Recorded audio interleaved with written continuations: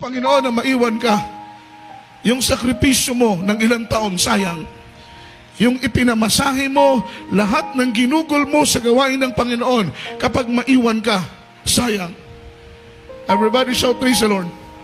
Dahil ang kinukumusta ng Diyos, hindi yung kahapon. Amen? Ang kinukumusta ng Diyos kung ano ka ngayon. Kung ano ka ngayon.